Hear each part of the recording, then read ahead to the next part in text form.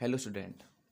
हम स्टार्ट कर रहे हैं अपनी unit number 6 statistical quality control element of statics के अंदर। ये हमारा लेक्चर नंबर फर्स्ट है। इसमें हम क्वालिटी कंट्रोल से रिलेटेड जो हमारे टॉपिक जो चार्ट हैं, जो इम्पोर्टेंट चार्ट हैं 5 चार्ट, हम उनका यहाँ पर स्टडी करेंगे। उससे पहले थोड़ा सा देखते हैं कि स्टैटिकल क्वालिटी कंट्रोल क्या है हमारे पास में, थोड़ा थ्योरी बेसिस पर। देखो, हम यहाँ पर किसी भी प्रोडक्ट की क्वालिटी को कंट्रोल किस तरीके से करना है वो हम देखते हैं, और हमारा प्रोडक्ट होता क्या है और क्वालिटी क्या होती है।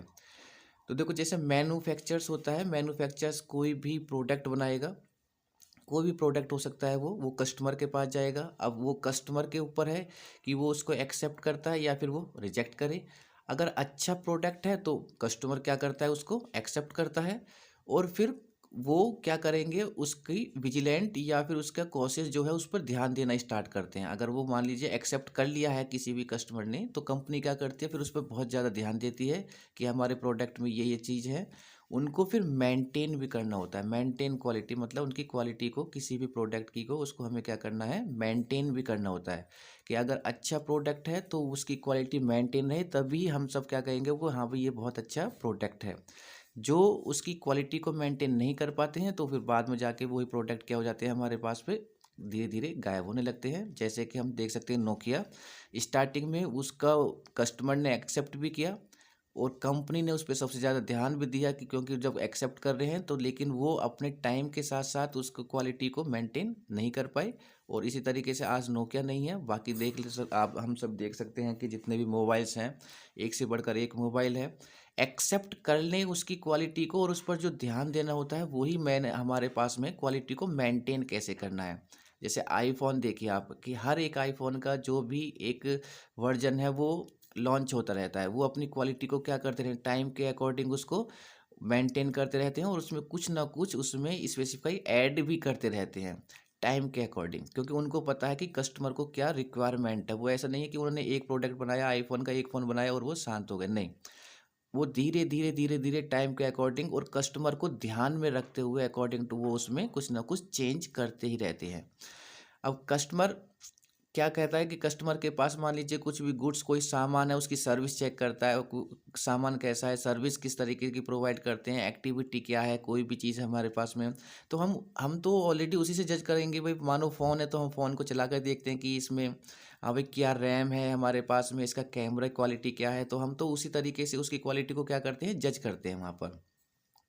तो कोई स्पेसिफिक स्टैंडर्ड की बात होगी, यानी कि क्वालिटी अगर बेस्ट है तो कुछ स्पेसिफिक स्टैंडर्ड उसका एक मेंटेन हो जाता है। आईफोन उसका एक स्टैंडर्ड क्या है, मेंटेन है। अब उसको उस मेंटेन से ऊपर ही जाना होता है। जब आप एक किसी भी मार्केट के अंदर कोई प्रोडक्ट हम लेके आते हैं, अगर उसने कोई स्टैंडर्ड बना लिया है तो हमें उस स्टैंडर्ड से ही अब ऊपर जाना है, नीचे तो हम जा नहीं सकते हैं। क्योंकि जो हमारे कस्टमर हैं, कस्टमर की, अब कस्टमर को ये पता लग गया है कि हमारा जो, यानी कि जो प्रोडक्ट है वो, मान लीजिए पहले 2 GB के या 4 GB के फ़ोन अभी इससे पहले थे, तो 4 GB, 4 और 64 के फ़ोन चल रहे थे, लेकिन अब मार्केट में 8 और 128 के आ चुके हैं। तो अब यहाँ से 4 से वो नीचे नहीं जाएंगे, क्योंकि एक स्टैंडर्ड क्या हो चुका है, एक मेंटेन हो चुका है, तो हम ऊपर ही चल रहे हैं हम।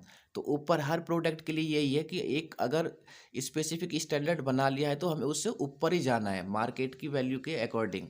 तो इसी तरीके से क्वालिटी को बेस्ट बनाने के लिए एक स्पेसिफिक स्टैंडर्ड होगा और उसी से हमें ऊपर जाना होता है। हमें ये की यानी कि क्वालिटी को अच्छा, यानी कि उसका जो बेस है, अपने माइंड में रखना होता है कि कस्टमर लाइकिंग, रिसोर्स, कॉस्ट, ये सब चीज़ हमें दिमाग में रखनी है कि भाई कस्टमर क्या पसंद कर रहा है, उसके हम रिसोर्स क्या है उसके, और कॉस्ट। ऐसा नहीं है कि आप किसी भी फ़ोन को आप इतनी अगर उसकी कॉस्ट ज़्यादा रख देंगे तो फिर वो उस तरीके का आपकी मार्केट में फिर उसकी डिमांड कम हो जाएगी, सप्लाई सॉरी। तो क्योंकि ऑलरेडी क्या है, उसका रिसोर्स और कॉस्ट दोनों मेंटेन रख के रखना ही पड़ता है, जिससे कि वो क्या है, ज़्यादा से ज़्यादा हमारे कस्टमर्स के पास वो हमारा प्रोडक्ट पहुँचे।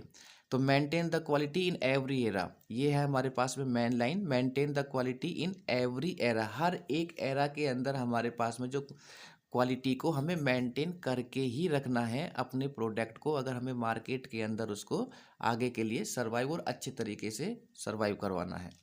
तो स्टैटिकल क्वालिटी कंट्रोल का method, quality is a measure to how closely an item conform to standard. उसका स्टैंडर्ड किस तरीके का है, उसको द स्टैंडर्ड में रिलेट, स्टैंडर्ड जो रिलेट करता है उसका मतलब है टाइम, मटेरियल किस तरीके का, परफॉर्मेंस कैसा दे रहा है हमारा प्रोडक्ट, उस पर रिलायबल कितना है वो, अपीयरेंस ऑफ द प्रोडक्ट किस तरीके का वो आउटपुट देता है। तो ये सभी हमें क्वालिटी को एक ध्यान में रखना पड़ता है मार्केट के अंदर किसी भी प्रोडक्ट के लिए। उसकी क्वालिटी अगर बेस्ट है तो वो मार्केट में सर्वाइव करेगा। तो टाइप ऑफ कंट्रोल चार्ट जो होते हैं हमारे पास में SQC, इसको हम शॉर्ट फॉर्म में लिखते हैं स्टैटिकल क्वालिटी कंट्रोल को SQC। वो हमने जो चार्ट्स हैं हमारे पास में उनको हमने दो ग्रुप्स में बांटा हुआ है। Control chart is divided into two groups. एक जो फर्स्ट ग्रुप है हमारा वो है हमारा the control chart for variable और कंट्रोल चार्ट फॉर एट्रीब्यूट्स। तो first control chart for variable में हमारे पास में हम कौन कौन से चार्ट पढ़ेंगे, यहाँ पर हम पढ़ेंगे मीन चार्ट, एक रेंज चार्ट। ये ऑलरेडी चार्ट नहीं है हमारे पास में, स्टैंडर्ड चार्ट इसी में आ जाता है ऑलरेडी। तो control chart for attributes, attributes के अंदर कौन कौन से चार्ट होंगे हमारे पास में, वो होंगे पी चार्ट, NP चार्ट और C चार्ट। ये चार्ट कहाँ कहाँ पर यूज होंगे वो हम जैसे जिस तरीके से हम चार्ट्स को पढ़ते रहेंगे उसी के अकॉर्डिंग उसके बारे में थोड़ा सा वर्बली हम बताते रहेंगे कि इस चार्ट का जो वर्किंग प्रोसेस क्या है, और उससे रिलेटेड एक एक हम यहाँ पर क्वेश्चन को सॉल्व करेंगे। तो सबसे पहले हम कंट्रोल चार्ट फॉर वेरिएबल में X चार्ट और R चार्ट के लिए यहाँ पर कवर करेंगे अपने इस लेक्चर में।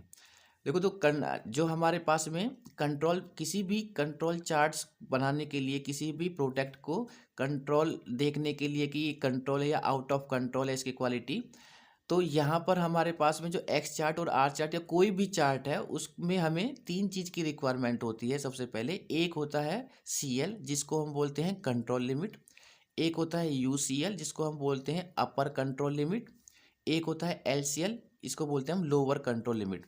ये जितने भी चार्ट है सब में यही चार्ट हमें बताएगा कि हमारा जो प्रोडक्ट है वो आउट ऑफ कंट्रोल है या फिर कंट्रोल में है उसकी क्वालिटी।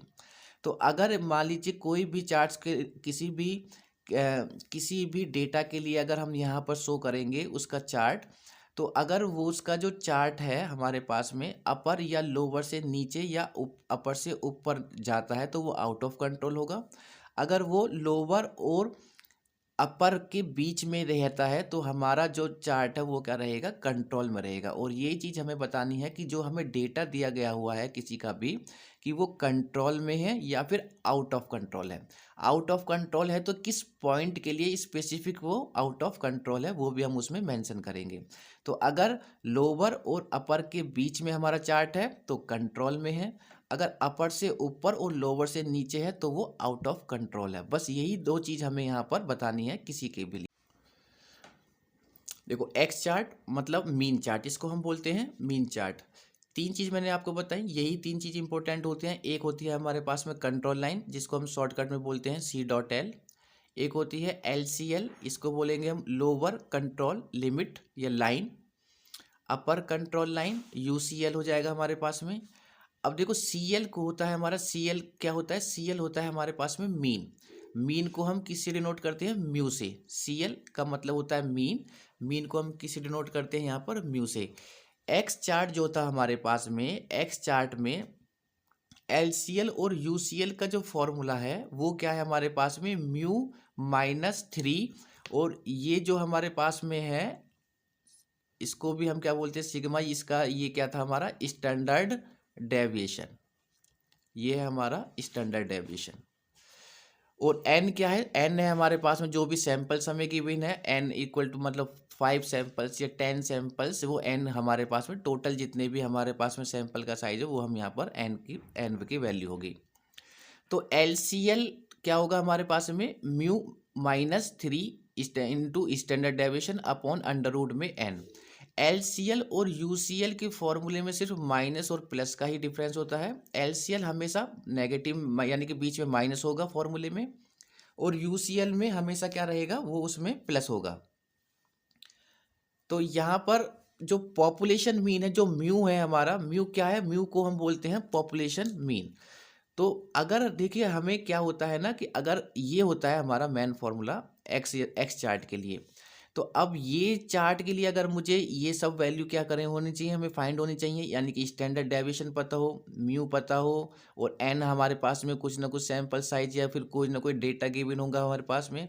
तो जो म्यू है, population mean and the standard deviation, वो हमेशा हमको गिवन नहीं होते थे, नॉट ऑलवेज नॉन, हमेशा हमें पता ही नहीं होता था इसका यानी कि स्टैंडर्ड डेविएशन और पॉपुलेशन मीन को ऑलवेज हमें नॉन नहीं होते थे। इसलिए क्या हुआ हमारे पास में, थोड़ा इसमें फिर चेंज हुआ।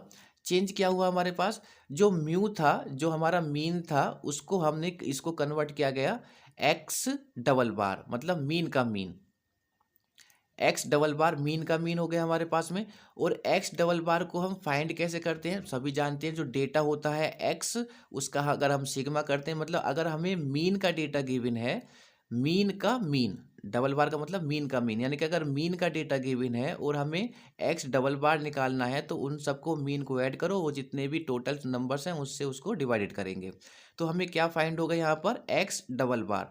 तो म्यू को कन्वर्ट करा गया किस में, एक्स डबल बार में, क्योंकि ये हमें वैल्यू जो होती वो ऑलवेज, हमें हमेशा ऐसा नहीं था कि ऑलवेज हमें नॉन हो, ये वैल्यूज हमें ऑलवेज नॉन नहीं होती थी, इसीलिए इस फॉर्मूले को चेंज किया गया। अब जो स्टैंडर्ड डेविएशन था, उसको स्टैंडर्ड डेविएशन को फिर यहाँ से चेंज किया गया किसमें, R upon D two, R R mean upon D two, यानी कि आर का रेंज का जो डेटा है उसका मीन अपॉन डी टू। ये क्या थी, इसको एक हमने कांस्टेंट वैल्यू माना। आर क्या है, आर हम सभी जानते हैं रेंज, तो रेंज क्या होता है हमारे पास में, difference between highest and lowest, ये होगा हमारे पास में हाईएस्ट, और एल का मतलब है हमारे पास में लोवेस्ट, तो इन दोनों का डिफरेंस क्या कहलाता है, रेंज।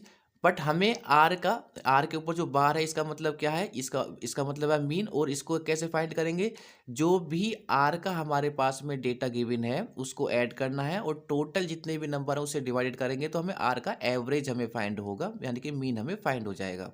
तो इस वैल्यू को कहा गया कांस्टेंट वैल्यू, इस वैल्यू को कांस्टेंट वैल्यू कहा गया, और स्टैंडर्ड डेविएशन जो था वो इस वैल्यू में क्या हो गया हमारा, चेंज हो गया। अब न्यू फॉर्मूला क्या बना हमारे पास में, न्यू फॉर्मूला बना कंट्रोल लिमिट या लाइन का एक्स डबल बार, म्यू किस में चेंज हो गया, एक्स डबल बार में। लोअर कंट्रोल लिमिट में क्या हुआ, जहां म्यू था वहां एक्स डबल बार माइनस, अब हमारे पास में 3 को हमने ऐसे ही रखा, अपॉन में अंडर रूट एन। अब स्टैंडर्ड डेविएशन को किस में कन्वर्ट कर दिया हमने यहाँ पर, रेंज का एवरेज अपॉन में डी टू, तो यहाँ स्टैंडर्ड डेविएशन की वैल्यू पुट की यहाँ पर, ऐसे ही यूसीएल में हमने पुट की, तो हमारे पास जो न्यू फॉर्मूला बना फिर ये बना।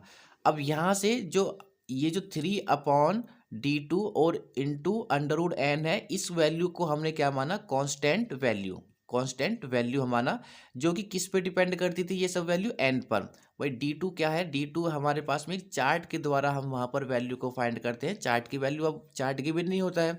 और एन क्या है, एन का पास में जैसे नंबर्स हैं 1 2 3, तो हर एक सैंपल साइज के लिए जो डी टू और डी थ्री की जो वैल्यू है वो अलग अलग होगी, 1 के लिए अलग, 2 के लिए, तो वो एक चार्ट है। तो ये जितनी भी वैल्यू होती है हमारे पास में, ये किस पे डिपेंड करती है, एन पर, डी टू की वैल्यू। अब इसको फिर अगेन फिर इसको दोबारा चेंज हुआ ये वाला, तो फिर इसको और भी ज़्यादा सिंप्लीफाई किया गया यहाँ पर, तो इस कांस्टेंट वैल्यू को मान लिया गया अब A2। तो A2 की वैल्यू भी हमें एक टेबल के द्वारा ही हमें वहाँ पर फाइंड होती है, टेबल अब गिवन नहीं होती है। तो ये जो A2 है, ये जो न्यू फॉर्मूले बने हमारे पास में, कंट्रोल लिमिट का फॉर्मूला बन गया एक्स डबल बार, लोअर कंट्रोल लिमिट का एक्स डबल बार माइनस ये सभी जो कांस्टेंट वैल्यू है, इसको क्या मान लिया हमने, A2 और आर का मीन या आर का एवरेज, यूसीएल में प्लस आता है, तो एक्स डबल बार प्लस A2 और आर का एवरेज। अब A2 की जो वैल्यू है वो ऑलरेडी हमें वहाँ पर क्वेश्चन में मेंशन होती है, तो क्वेश्चन में जो भी वैल्यू गिवन होगी A2 की, बस हमें यहाँ पर वो पुट करनी है। बाकी ये वैल्यू हमें वहाँ पर फाइंड करनी है कि आर का एवरेज और एक्स डबल बार हमें यहाँ पर मीन हमें फाइंड करना है। आर चार्ट, रेंज का जो चार्ट होगा वो एक्स चार्ट हो गया, और ये हो गया हमारा आर चार्ट। आर चार्ट का फॉर्मूला क्या होता है, कंट्रोल लिमिट जो होगी उसकी वो क्या हो जाएगी, आर का एवरेज, यानी कि आर के ऊपर बार। एलसीएल क्या होता है इसका फॉर्मूला, एलसीएल का फॉर्मूला होता है इसका डी थ्री इंटू आर का एवरेज, और यूसीएल होता है D4 आर का एवरेज। D3 और D4 की जो वैल्यू है ये भी हमें क्वेश्चन में मेंशन होंगी, ये हमें एक टेबल के अकॉर्डिंग हमें टेबल नहीं गिवन होती है, तो अब वो क्वेश्चन के अंदर ही इन सब की वैल्यू हमें वहाँ पर गिवन होगी। तो जो भी क्वेश्चन होगा उसमें A2, D2 और D3 जो भी हमारे पास में यहाँ पर आर चार्ट और यानी कि मीन चार्ट में जो A2 और आर चार्ट में D3 और D4 जो हमारे पास में यहाँ यूज होगा, इनकी वैल्यू आपको क्वेश्चन में मेंशन होगी। एक क्वेश्चन हम यहाँ पर सॉल्व करेंगे, एक्स चार्ट मतलब मीन चार्ट, और हमें क्या फाइंड करना है, आर चार्ट। दोनों हम यहाँ पर फाइंड करेंगे। एक ही क्वेश्चन में हम यहाँ पर किसी भी चार्ट को बनाने के लिए बस हमें 3 वैल्यू की रिक्वायरमेंट है, एक CL कंट्रोल लिमिट, एक UCL अपर कंट्रोल लिमिट, एक LCL लोअर कंट्रोल लिमिट। ये तीनों अगर हमारे पास में वैल्यू हम फाइंड कर लें तो उसके बाद हम किसी भी चार्ट को इजीली तरीके से हम वहाँ पर शो करके दिखा सकते हैं कि वो जो हमारे पास में डेटा है सैंपल साइज कर दिए, सैंपल नंबर्स का गिवन, वो हमारा कंट्रोल में है या फिर आउट ऑफ कंट्रोल में है, और किस पॉइंट के लिए वो आउट ऑफ कंट्रोल है। तो देखो जैसे यहाँ पे क्वेश्चन दिया हुआ है, the following are the mean length and range of length of a finished product for 10 sample each of size 5, यानी कि 10 सैंपल साइज दे रखे हैं और इनका जो 5 साइज पर हमें यहाँ पर इनकी वैल्यूज गिवन है n = 5 पर। अब जो भी हमें वैल्यू होगी वो अब क्वेश्चन में हमें मेंशन होती है ऑलरेडी, क्योंकि हमें एक्स चार्ट के लिए A2 की रिक्वायरमेंट होगी और आर चार्ट के लिए D3 और D4 की रिक्वायरमेंट होगी। The specific limit for length are 200 ± 5 centimetre, construct mean, तो मीन हमें यहाँ पर गिवन है, and R chart and examine whether the process is under control and state your recommendation. हमें बताना है कि वो अंडर कंट्रोल है या क्या है, आर चार्ट के लिए भी और एक्स चार्ट के लिए भी हमें ये एग्जामाइन करना है।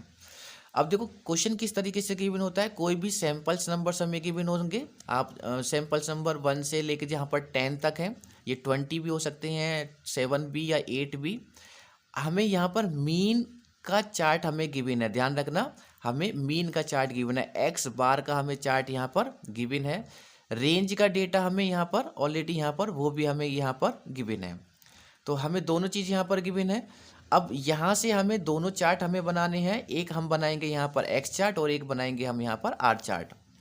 अब देखो control limit for X chart, control limit मतलब CL, सबसे पहले हम CL को फाइंड करेंगे, तो ये हमारा फर्स्ट वाला पार्ट बन जाएगा। कंट्रोल लिमिट हमें CL क्या है हमारे पास में 200, देखो इसने ऑलरेडी यहाँ पर 200 बोला हुआ है, नहीं दिया हुआ है कोई प्रॉब्लम नहीं है, हमें यहाँ पर कंट्रोल लिमिट का हम फॉर्मूला जानते हैं, क्या होता है, एक्स डबल बार, और एक्स डबल बार का फॉर्मूला क्या होता है, सिग्मा एक्स बार और अपॉन में n, ये वाला फॉर्मूला होगा। तो हम क्या करेंगे, जो भी मीन हमें यहाँ पर गिवन है इन सबको हम ऐड कर लेंगे, इनको ऐड करने के बाद जितने नंबर है 10 से हम उसको यहाँ पर डिवाइडेड कर देंगे, तो वो वैल्यू हमें क्या मिलेगी यहाँ पर 200, क्वेश्चन में दी हुई है तो ठीक है, इनका मीन नहीं दिया हुआ है तो हम इनको इसका यहाँ पर एक्स डबल बार हम यहाँ पर फाइंड करेंगे। तो एक्स डबल बार के लिए फॉर्मूला हमारे पास है, तो इन सबको ऐड कर हम n से जब हमने डिवाइडेड किया तो वो हमें क्या मिला यहाँ पर 200। तो ये ऑलरेडी इसका जो हमारा टोटल है वो मीन का वो कितना बैठेगा हमारे पास में, एक्स डबल बार 200, टोटल नहीं सॉरी, इसका एक्स डबल बार, इसको मैं यहाँ नहीं लिखता हूँ, ठीक है, जो भी ऐड करेंगे आपने ऐड करने के बाद मैंने यहाँ टोटल मैंने यहाँ पर सॉल्व किया हुआ है। तो ये हो गया हमारा कंट्रोल, यानी कि कंट्रोल लिमिट हो गई हमारे पास में। तो एक्स डबल बार कितना आया हमारे पास यहाँ पर 200। अच्छा ये कैसे आया, देखो ये भी हमने सॉल्व किया हुआ है, एक्स डबल बार इन सबको ऐड करना है, मैंने यहाँ पर ऐड किया हुआ है, टोटल 10 है, 10 से डिवाइडेड किया, ऐड करने पर ये हो गया हमारे पास में 2003 डिवाइडेड बाई 10, तो ये हो गया 200.3। अब इसको हमने अप्रॉक्स में, क्योंकि डेसिमल में है तो डेसिमल में कैलकुलेशन में थोड़ा वो रहेगा, तो हमने इसको अप्रॉक्स कर लिया, वो कर लिया हमने 200। तो एक्स डबल बार कितना ले लिया हमने यहाँ पर 200। तो कंट्रोल लिमिट को हम यहाँ पर फाइंड कर सकते हैं। नेक्स्ट कंट्रोल लिमिट हो गई हमारे पास में, अब निकालेंगे हम अपर कंट्रोल लिमिट, किसके लिए, एक्स के लिए ही निकाल रहे हैं। फॉर्मूला क्या होता है, x double bar plus you में, यानी कि अपर कंट्रोल लिमिट में प्लस होता है और लोअर कंट्रोल लिमिट में माइनस। तो यहाँ पर एक्स डबल बार प्लस A2R का एवरेज। अब देखो ये A2R का एवरेज है, इसलिए आपको क्वेश्चन में जब भी आप हमें यहाँ पर मीन चार्ट हमें फाइंड करना होगा तो उसमें R का एवरेज, यानी कि आपको क्वेश्चन के अंदर R का डेटा भी हमें यहाँ पर गिवन होगा। तो R का डेटा हमें यहाँ पर गिवन है, तो तो जो आर का हमें डेटा गिवन है, लेकिन फॉर्मूले के अंदर है आर का एवरेज निकालना है, मतलब इन सबको ऐड करना है और 10 से डिवाइड करना है। तो आर का जो हमारे पास में एवरेज निकालेंगे उसका फॉर्मूला, इन सबको ऐड किया, 10 से डिवाइड किया, ऐड करने पर ये हो गया 46/10, 10 से इसको डिवाइड करेंगे तो ये हो जाएगा 4.6। तो आर का एवरेज कितना हो जाएगा हमारे पास में 4.6। अब आर की वैल्यू भी हमारे पास, आर के एवरेज की वैल्यू भी है, तो इसको यूसीएल में हम पुट करेंगे। तो एक्स डबल बार की वैल्यू कितनी है 200। देखो एक्स डबल बार को ही हमने क्या बोला था म्यू, तो म्यू इसको म्यू बोलते हैं हम यहाँ पर, प्लस A2 और आर का एवरेज। तो कहीं कहीं आपको म्यू गिवन होगा किसी किसी बुक में, कहीं कहीं एक्स डबल बार। तो हम एक्स डबल बार हमने लिया है क्योंकि यही कन्वर्ट हुआ था म्यू किस में, एक्स डबल बार के अंदर। तो ये हो गया 200 प्लस A2 की वैल्यू क्वेश्चन के अंदर गिवन होगी 0.58 ब्रैकेट इनटू में आर, आर का एवरेज कितना हो गया हमारा 4.6। इन दोनों की मल्टीप्लाई करेंगे 0.58 इंटू 4.6 तो ये हो जाएगा 2.668। इसको 200 में जब हम ऐड करेंगे तो ये हो जाएगा 202.668 और यही होगी हमारी अपर कंट्रोल लिमिट। तो अपर कंट्रोल लिमिट हमारे पास में हो गई। अब निकालते हैं हम लोअर कंट्रोल लिमिट। दोनों में बस डिफरेंस क्या है, प्लस और माइनस का है हमारे पास यहाँ पर।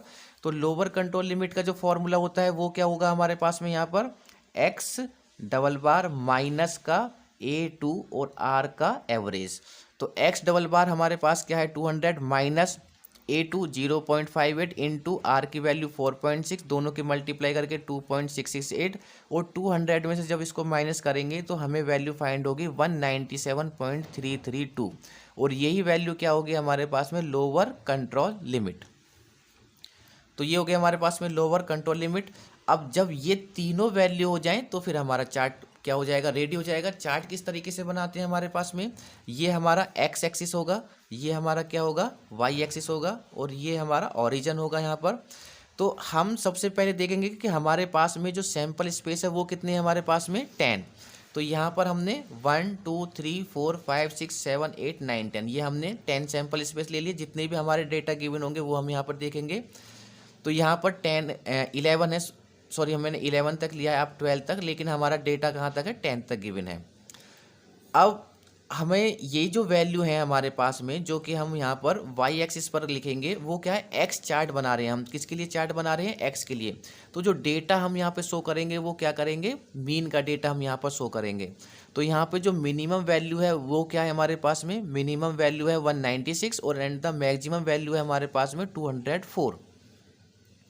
तो इसको एक काम करते हैं हम यहाँ पर, ये तो कम हो जाएगा इसमें स्पेस, हमें शो भी करना होगा। तो इसको हमने 2 में, या फिर आपकी मर्जी है, इसको चाहे 190 से लेके हमें जाना है 204 तक जाना है हमें। तो आप एक एक करके लेके चलो, 2 का डिफरेंस लेके चलो, 3 का 4 का 5 का डिफरेंस सेम रखना है हमें। तो मैंने 2 का डिफरेंस लिया यहाँ पर जिससे कि थोड़ा सा इसके अंदर डिस्टेंस रहे। तो 190 192 194 196 198 200 202 204 206। आप चाहो तो 3 का डिफरेंस ले लो या कितना भी डिफरेंस हम ले सकते हैं, क्योंकि मिनिमम हमारा कितना था यहाँ पर 196, तो मैंने 190 से लिया है। आप 92 से लेके चल सकते हैं, 94 से लेके चल सकते हैं, वो आपकी मर्जी है।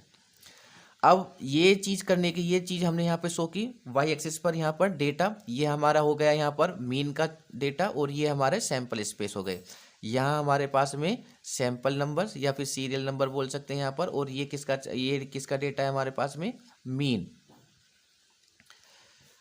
नाउ अब कंट्रोल लिमिट, सबसे पहले हम CL को यहाँ पे शो करेंगे। CL हमारे पास में क्या है, कंट्रोल लिमिट है 200।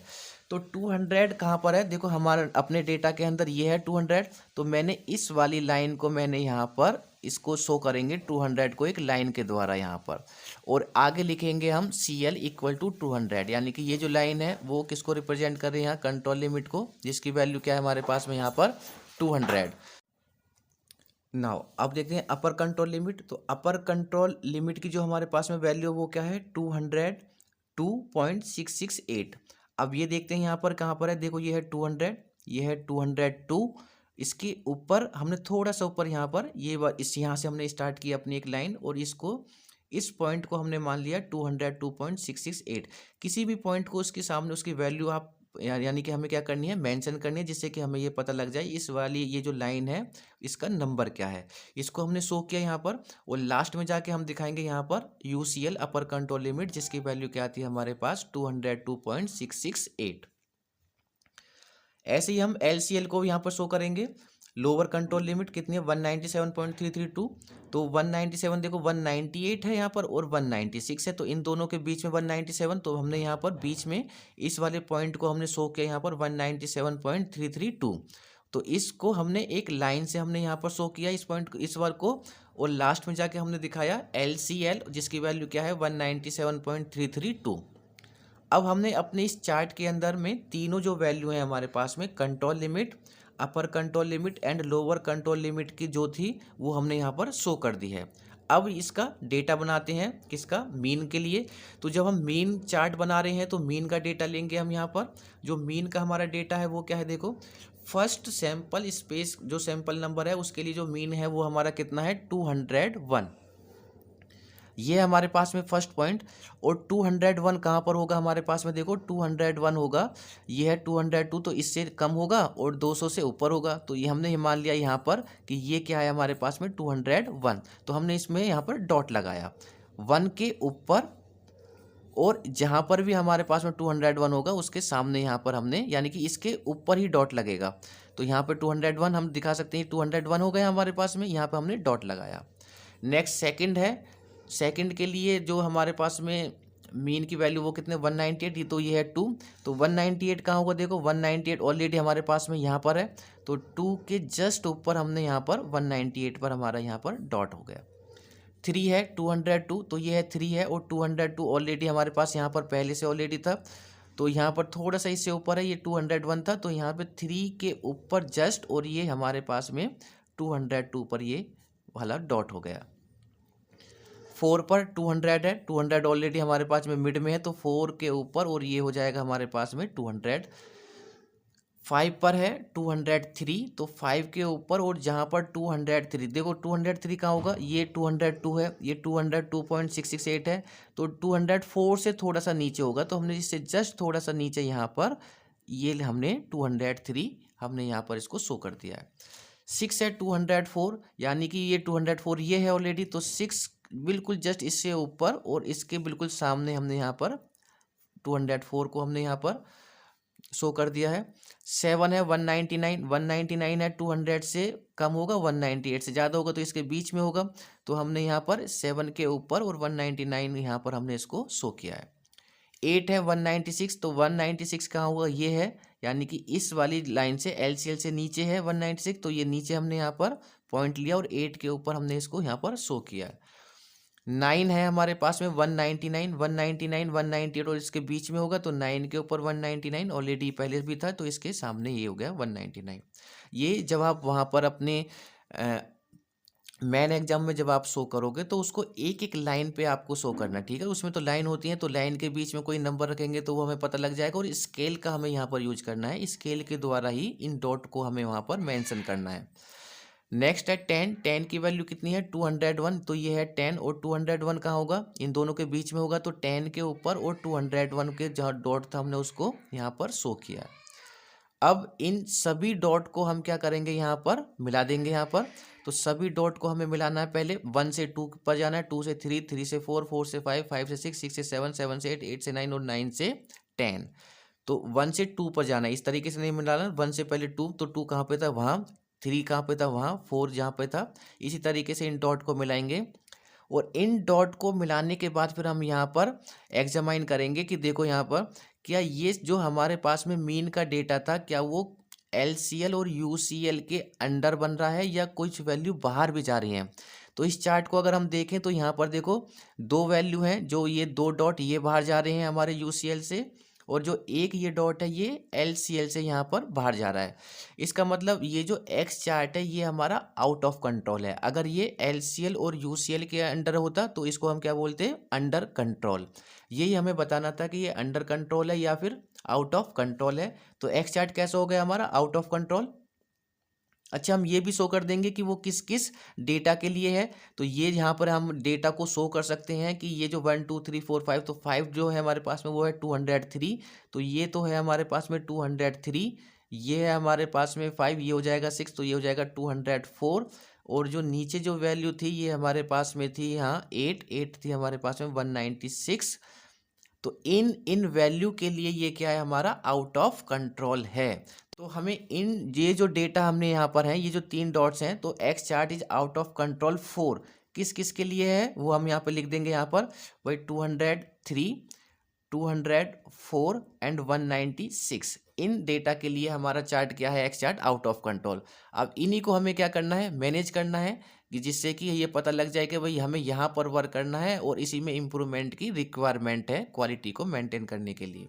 यही चीज़ हमें किसी भी क्वेश्चन के अंदर बतानी होगी कि कौन किस किस वैल्यू के लिए हमारा चार्ट आउट ऑफ कंट्रोल है। अगर कंट्रोल में है तो फिर वो वैल्यू हम यहाँ पर शो नहीं करेंगे, डायरेक्ट लिखेंगे यानी कि वो हमारा इन कंट्रोल। तो ये हो गया हमारा एक्स चार्ट यानी कि मीन चार्ट। अब हम बनाते हैं इसमें अपना एक आर चार्ट। तो आर चार्ट फाइंड करते हैं यहाँ पर। कंट्रोल लिमिट यानी कि पहले सी एल फाइंड करेंगे। तो कंट्रोल लिमिट जो फॉर्मूला होता है हमारा आर चार्ट के लिए, वो क्या होता है, आर का एवरेज मतलब आर बार। आर बार कैसे फाइंड किया था, इससे इसी पहले वाले हमने क्वेश्चन में यहाँ पर आर बार हमने यहाँ पर फाइंड किया था। जो आर बार की वैल्यू थी वो कितनी आई थी हमारे पास में 4.6, वो ऑलरेडी डेटा में गिवन थी, हमने इसी में फाइंड किया यहाँ पर। तो यहाँ पर जो आर बार की वैल्यू है वो ऑलरेडी कितनी है हमारे पास में 4.6 हमने यहाँ पर फाइंड की थी by the help of chart. तो यहाँ से ये हो गया 4.6। अपर कंट्रोल लिमिट क्या है हमारे पास में, अपर कंट्रोल लिमिट का फॉर्मूला होता है D4R का एवरेज। D4 की वैल्यू ऑलरेडी हमें क्वेश्चन में यहाँ पर गिवन होगी। तो D4 की वैल्यू क्या है हमारे पास में 2.11। तो यहाँ पर 2.11 इंटू 4.6, तो यहाँ पर जो D4 है उसकी वैल्यू ऑलरेडी हमारे पास में 2.11 क्या होगी, हमें गिवन होगी क्वेश्चन के अंदर।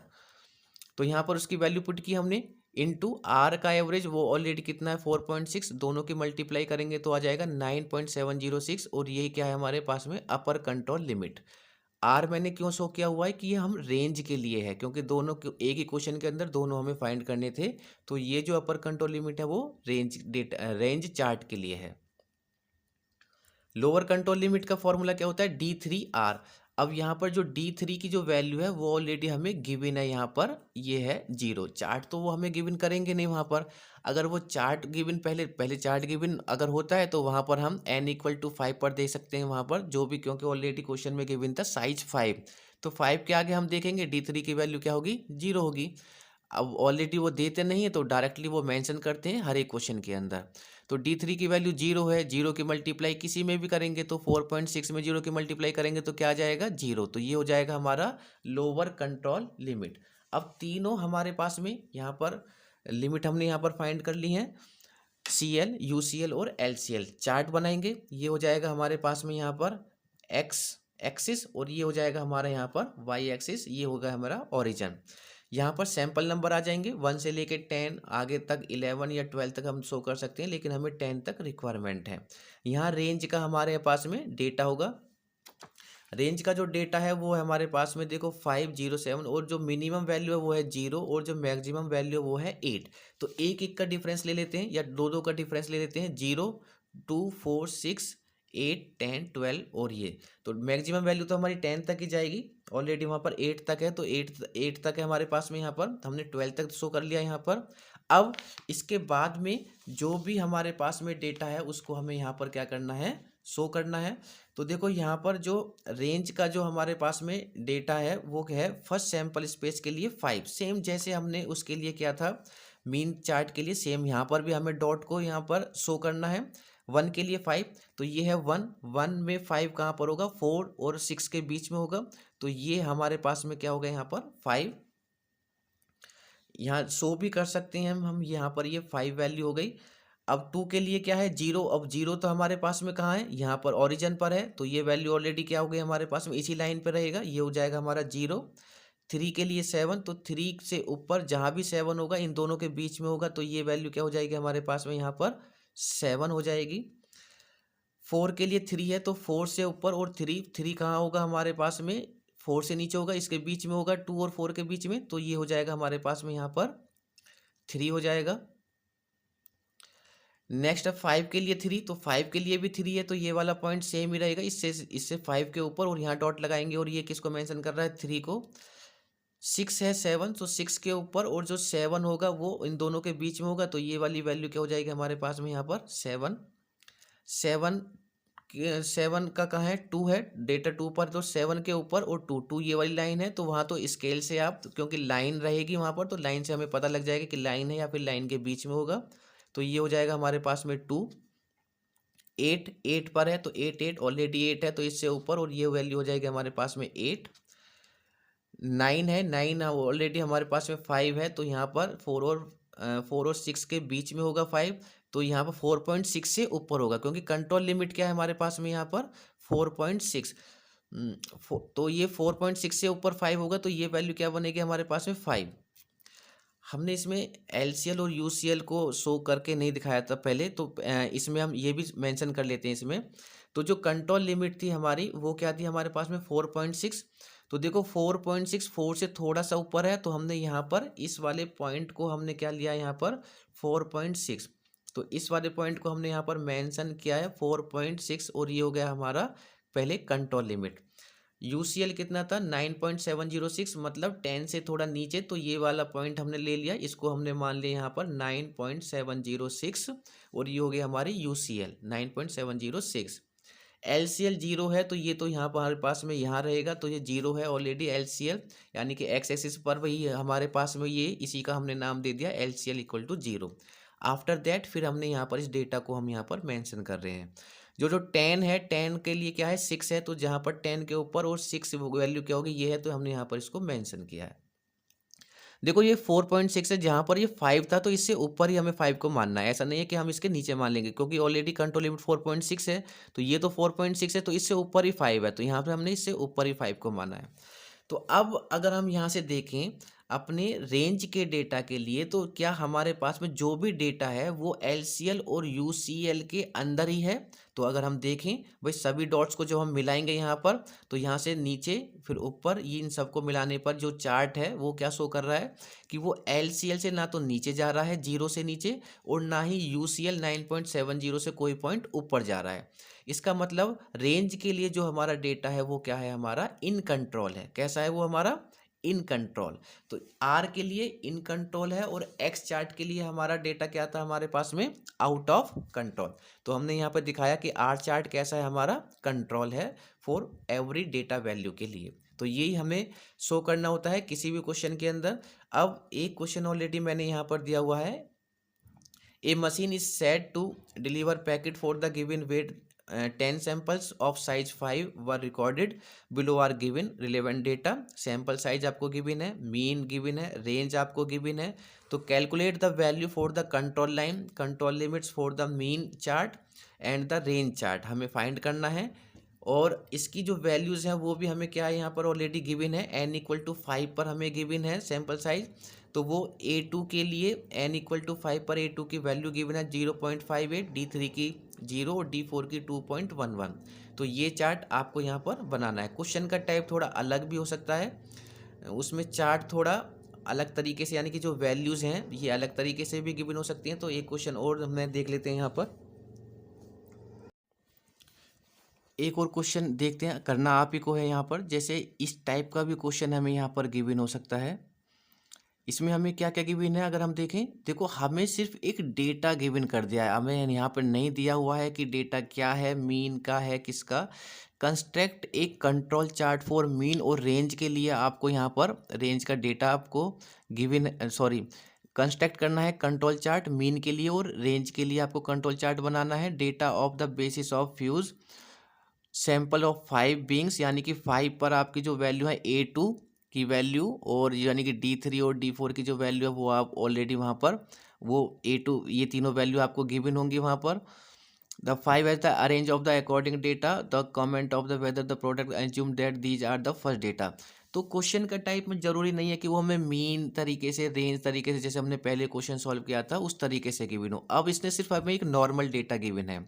अब इस नॉर्मल डेटा जब हमें इसने गिवन कर दिया यहाँ पर, तो इस डेटा को हम कन्वर्ट करेंगे। सबसे पहले तो हम ये देखते हैं कि इस डेटे में हमारे पास में देखो, ये अगर हम देखें रो वाइज या फिर कॉलम वाइज में देखें हम यहाँ पर, तो अगर हम इसको देखते हैं यहाँ पर, ये है कॉलम वाइज, तो 42, 65, 75 इसको आप अलग अलग हम कर सकते हैं। ठीक है, अलग अलग हम यहाँ पे कर लेते हैं। इसको हमने, इस डेटा को हमने सैंपल नंबर, जैसे इसको मान लिया हमने 1, कॉलम 1 2 3 4 5 6 7 8 9 10 11 12, आपकी मर्जी है, आप इसको इस तरीके से लो या फिर आप आपको इसको इस तरीके से लो, डेटा को कोई प्रॉब्लम नहीं है। ऐसे भी ले सकते हैं हम यहाँ पर, इसको इस तरीके से भी हम ले सकते हैं, थोड़ा सा इजी हो जाएगा। यहाँ पर थोड़ी कम वैल्यू होंगी, तो इस तरीके से हमने यहाँ पर 5 वैल्यूज़ का डेटा ले लिया है। तो सैंपल नंबर 1 में ये वाली 5 वैल्यू लिख दी मैंने यहाँ पर, सैंपल नंबर 2 में ये 5 वैल्यू, तो इसी तरीके से हमने डेटा को 12 वाले सैंपल नंबर में ये 5 वैल्यू। अब हमें मीन चाहिए और आर चाहिए हमें हमारे पास डेटा में। तो सबसे पहले हमने इनका टोटल किया, क्योंकि मीन फाइंड करने के लिए फॉर्मूला क्या होता है, सिग्मा एक्स करना है डिवाइडेड बाय जितने नंबर होंगे उनसे। तो पहले हमने इनका टोटल किया, तो इन सभी का हमने यहाँ पर टोटल किया, तो 347 आ गया। सेकेंड का टोटल किया 317, इस तरीके से हमने सभी का टोटल किया और ये हो गया हमारा टोटल। तो इन सब का टोटल किया। अब मीन का फॉर्मूला क्या होता है, सिंपल मीन भाई, ये डिवाइडेड बाई कितने नंबर्स हैं, 1 2 3 4 5, तो 5 से हमने इसको क्या कर दिया, डिवाइडेड, तो ये आ गया हमारा सिंपल मीन। सिंपल मीन का हमने यहाँ पर फॉर्मूला यूज किया है। 317 को भी 5 से डिवाइडेड कर दिया। इन सभी नंबर को जब हमने 5 से डिवाइडेड किया तो हमें मिला है सिर्फ मीन। यही वैल्यू इससे पहले वाले क्वेश्चन में हमें वहाँ पर गिवन थी, मीन का ही डेटा हमें गिवन था। अब रेंज भी हमें चाहिए, ये है रेंज का हमारे पास में अभी क्या है, रेंज का एवरेज का डेटा है। सॉरी, ये रेंज ही होगी, एवरेज तो नहीं होगा, एवरेज तो हमें यहाँ पर फाइंड करना होगा। तो यहाँ से ये एवरेज नहीं होगा, ये रेंज ही है, सिर्फ ओनली रेंज। तो रेंज निकालेंगे, तो रेंज कैसे निकालते हैं, पहले फर्स्ट वाले इन सभी वैल्यू के लिए निकालते हैं, इस रो के लिए। तो रेंज का फॉर्मूला होता है हाईएस्ट माइनस लोवेस्ट।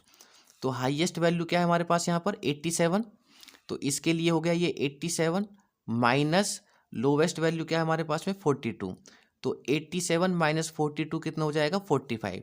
तो ऐसे ही फिर सेकंड सैंपल नंबर के लिए निकालेंगे यहाँ पर, तो ये हो जाएगा हमारा 48, इसके लिए ये हो जाएगा 62। तो ये वाला हमारा, इस तरीके से हम सभी सैंपल नंबर्स के लिए क्या निकाल लेंगे, जो रो है हमारे पास उनका रेंज निकाल लेंगे।